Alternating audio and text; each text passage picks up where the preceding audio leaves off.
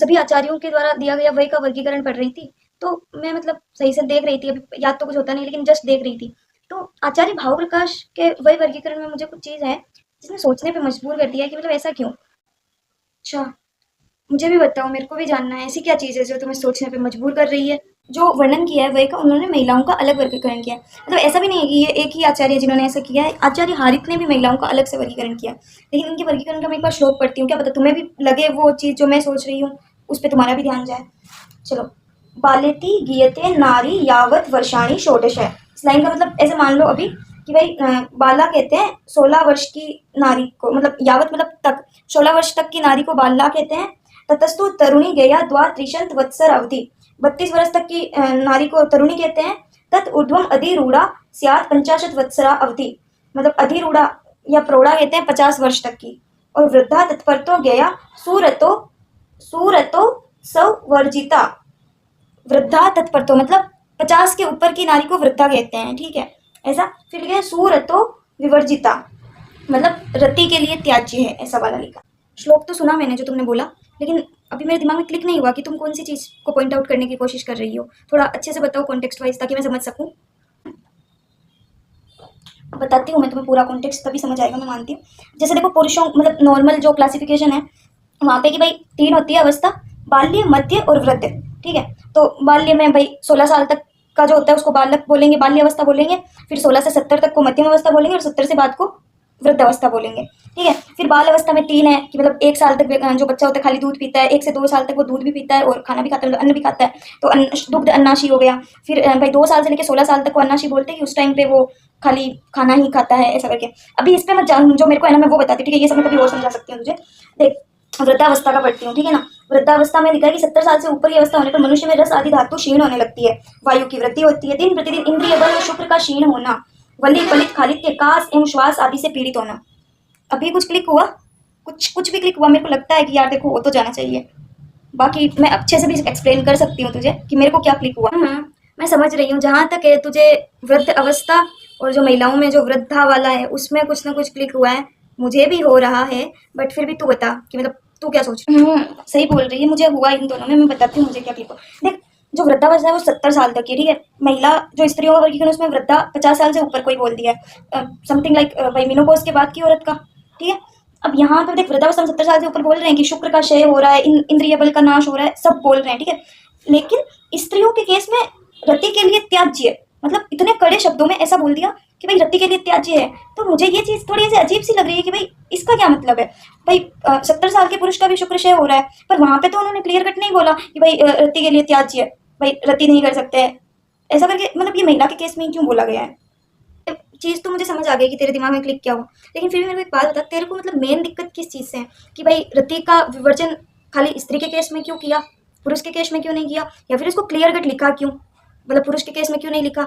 और मतलब इन दोनों में से है या फिर तेरा कोई और है, मतलब डाउट बोल दो, या मतलब तुझे जो चीज़ अजीब लगी इसमें वो क्या है, ताकि थोड़ा और अच्छे से समझ पाए। अरे यार सच मुझे कोई दिक्कत नहीं है, ठीक है ना, लेकिन मतलब मैं ये सोच रही हूँ कि मतलब औरत कोई सामान थोड़ी है जो ऐसे बोलती है कि मतलब रति के लिए त्याज्य है। त्याज्य मतलब खाने पीने में देखते हैं हम ऐसी चीज़ों के लिए त्याज्य वर्ड यूज़ करते हैं, मतलब त्याज्य बोल दिया एक चीज़। और हाँ, पुरुष के केस में क्यों नहीं बोला? मतलब 70 साल का आदमी उसके, मतलब ये तो देख अब यहाँ पे कोई ऐसे बोल सकता है कि भाई ये तो समझने की बात है, इतने बूढ़ा होकर कोई नहीं करेगा, तो सही बात है। तो फिर ये मतलब स्त्री के केस में स्पेसिफिक मेंशन करने की क्या जरूरत पड़ी कि मतलब रति के लिए त्याज्य। और यहाँ पे मना नहीं किया है कि भाई तुम्हें इंटरकोर्स नहीं करना है या फिर तुम्हें सेक्सुअल रिलेशनशिप नहीं बनाना है। मतलब ये एडवाइस नहीं दी गई है एक तरह से, मतलब मुझे ऐसा लग रहा है, ठीक है ना, कि मतलब ये कोई एडवाइस नहीं दी गई है, ये एक इंस्ट्रक्शन दिया गया है कि रति के लिए त्याज्य है 50 साल से ऊपर की औरत। लेकिन ऐसा कुछ भी इंस्ट्रक्शन मेल को क्यों नहीं दिया गया है? मेरे को ये चीज़ ऐसे खटक रही है, मतलब खटक रही है।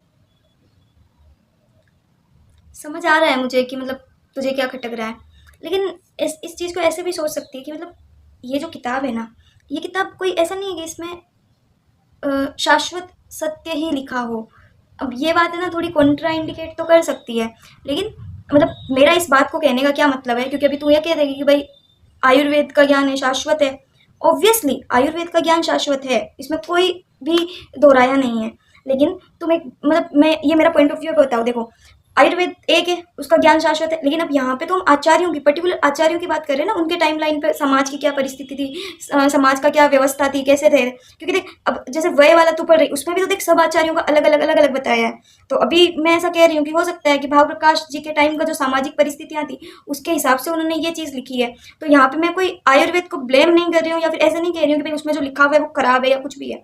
मैं ये कह रही हूँ कि हो सकता है कि ये जो श्लोक है ये पर्टिकुलरली उस समय की जो सच्चाई है सामाजिक, या फिर मतलब वो उस टाइम पे कैसी कंडीशंस थी, कैसी परिस्थितियाँ थी, क्या नियम लगते थे एक सामाजिक व्यवस्था में, उसको दर्शा रही हो वो वाली बात कि मतलब उस टाइम पे। क्योंकि मेरे को जहाँ तक याद है एक ऐसा कुछ भी है कि मतलब है ना, सर्दियों में बाला स्त्री के साथ गमन करना चाहिए, और ऐसे करके मतलब 3 है। और अपने से वृद्ध स्त्री के साथ में गमन करने से पुरुष की आयु क्षय होती है। अब ये चीज़ें भाव प्रकाश संहिता में लिखी हुई है।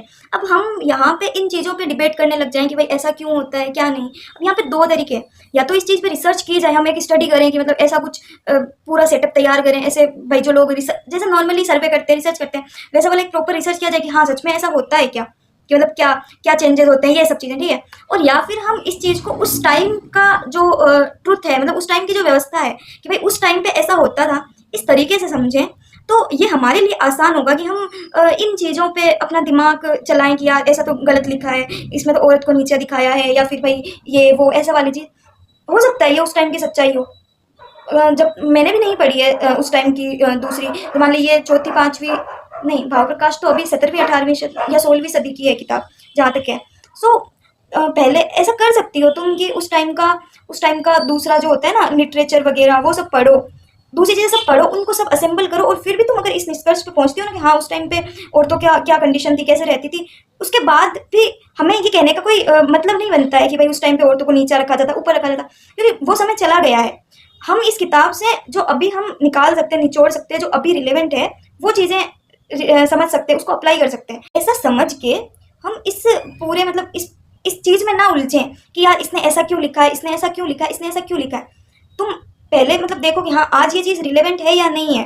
अगर नहीं है तो उसको उस समय की सामाजिक परिस्थिति मान के एक बार छोड़ दो। हो सकता है फ्यूचर में तुम्हें उसका लॉजिक पता चल जाए, अगर तुम्हें लॉजिक सही लगे तो तुम उस चीज़ को देखो कि हाँ आज मॉडर्न अभी जो हमारा प्रेजेंट एरा है इसमें वो रिलेवेंट है या नहीं है। अगर नहीं है तो फिर वेल एंड गुड, क्योंकि ये किताब इतने सदियों से चली आई है, अनंत काल से, अनादिकाल से। यहाँ पर किताब का मतलब ये नहीं है ये किताब मतलब ये ज्ञान इतने समय से चलता आ रहा है। तो जिस जिस एरा में था ये, जिस परिस्थितियों में जो मतलब सामाजिक परिस्थितियाँ, उसका भी तो इसमें मिश्रण हुआ ही होगा ना। सो उसको उस तरह से समझो, और इसमें मतलब ऐसे रिजिड मत हो कि यार इसने ऐसा क्यों लिखा है औरतों के बारे में, या मतलब पहले तुम खुद है ना दूसरे सब जगहों से रिसोर्सेज से पता करो कि सच में मतलब उस टाइम की औरतों की, पुरुषों की, बच्चों की क्या कंडीशंस होती थी, क्या रहन सहन था, सब कुछ जानो, और उसके बाद तुम एक निष्कर्ष पे पहुंचो। उससे पहले तुम इस चीज़ को ऐसे मतलब होता है ना कि ओके ये अभी अभी इस चीज़ पे इतना मतलब ऐसे ध्यान मत दो, क्योंकि इस पे ध्यान इतना ऐसे सोचोगी ना तो मतलब लॉजिक तो शांत दिमाग पे मिलता है। अगर हम इस चीज़ के बारे में बार बार ऐसे सोचते रहेंगे कि यार ऐसा क्यों ऐसा क्यों ऐसा क्यों, तो फिर हमें आंसर नहीं मिलेगा, हम बिना फालतू परेशान ही होंगे, ऊपर से हमारी श्रद्धा भी कम हो जाएगी कि भाई इस किताब में तो ऐसा उल्टा सुल्टा लिखा हुआ है तो हम क्यों पढ़े। ये कहना चाहती हूँ कि इस चीज़ पे अटक मत, ये चीज़ खटका मत, इस चीज़ को एक बार के लिए रिलैक्स छोड़ दे इस पॉइंट को। अच्छा यहाँ लिखा है, मौका मिले तो किसी से पूछना, अगर सही आंसर मिलता है तो वेल एंड गुड, अगर नहीं मिलता तो इट्स ओके, क्या पता तुझे ये फ्यूचर में आंसर मिल जाए। और या फिर तू अगर इसके ऊपर तेरे को ये इतना खटक रहा है तो तू लिटरेचर पढ़ 16वीं सदी का, तो वहाँ पे उस टाइम की क्या कंडीशंस थी, क्या परिस्थितियाँ थी जेंडर्स के लिए, खाना पीना, मतलब ओवरऑल क्या था उस टाइम का, एक समझ रही है, आई थिंक तू समझती है मुझे। सो उस टाइम को देख, अगर फिर तुझे लगता है कि ये उस टाइम की कंडीशन के हिसाब से ये लिखा हुआ है तो फिर तो क्या दिक्कत है, ये 16वीं सदी की बात है, उसी टाइम पे छोड़ दो। और अगर तुझे लगे नहीं ये तो हमेशा से चला आ रहा है, मतलब कितने ही सालों से, कितनी सदियों से चला आ रहा है, फिर भी अभी तो नहीं चल सकता ना, अभी तो एरा चेंज हो गया है। एंड अभी अगर तुम अपना लॉजिक लगा रहे हो और इसमें तुम्हें खराब लग रहा है तो तुम अपना योगदान इसमें दे सकते हो कि भाई हाँ मुझे ये चीज़ सही नहीं लग रही, और तुम अपना कारण भी दो कि मुझे ये चीज़ सही क्यों नहीं लग रही है। अगर तुम्हारा कारण फिट बैठा, लोगों को समझ आया, सबसे पहले तुम्हें खुद समझ आया, तो थोड़े समय बाद में तुम्हारी बात भी कहीं ना कहीं इतिहास में रिकॉर्ड हो सकती है। बट टेंशन मत ले, इस चीज़ पे इतनी अटक मत की मतलब ऐसा क्यों लिखा है, इससे ना परेशान मत हो कि यार औरतों के ये वो, अरे जो होना तो हो गया, अभी तुम क्या कर सकते हो उस पर ध्यान दो, समझी। आई नो मैं ज़्यादा ज्ञान दे देती हूँ तुझे, बट मेरा पॉइंट ऑफ व्यू समझ गई होगी तू, है ना। ओके तेरे इतने बड़े मोनोलॉग से हैं, मैं ये समझी हूँ कि अगर मुझे ज़्यादा चुल मच रही है तो मैं उस टाइम का सारा लिटरेचर खंगालूँ, उस टाइम की भौगोलिक परिस्थितियाँ वगैरह देखूँ। अगर तब मुझे ऐसा समझ आए कि हाँ उस टाइम की भौगोलिक परिस्थितियों में स्त्रियों की स्थिति ऐसी थी, तो भी इस चीज़ को वहाँ पे जाके छोड़ दो कि हाँ उस टाइम पे थी स्थिति ऐसी, अभी नहीं है, तो इस बात को वहीं पे दफना दो। इसके अलावा और भी चीज़ें हैं। और अगर मुझे और या फिर मैं इस चीज़ पे इतना गौर ना करके जो रियल में मतलब जो है रियल में मतलब रियल कुमार वृत्ति का एसेंस है उस पर ध्यान दूँ, और या फिर मैं समय पे छोड़ दूँ कि क्या पता अगर इसका कुछ लॉजिक है, कुछ है, अगर इसमें कुछ सच्चाई है तो वो मुझे फ्यूचर में समझ आ जाएगी। ठीक है, तीनों ही ऑप्शन बेटर है। लेट्स सी मैं कौन सा वाला करती हूँ। मैं लिटरेचर भी देख सकती हूँ, मैं इसको समय पे छोड़ भी सकती हूँ, मैं पूछ भी सकती हूँ, ट्राई भी कर सकती हूँ अगर मुझे इसका प्रॉपर रीजन मिलता है तो। पर अभी मैं समय पे छोड़ रही हूँ इसको। कितना सिंपल था यार, और मैं इस पे ऐसे मतलब खटक रही है कर रही थी। समटाइम्स चीज़ें बहुत आसान होती है, हम खुद ही उनको कॉम्प्लिकेट कर देते हैं क्या।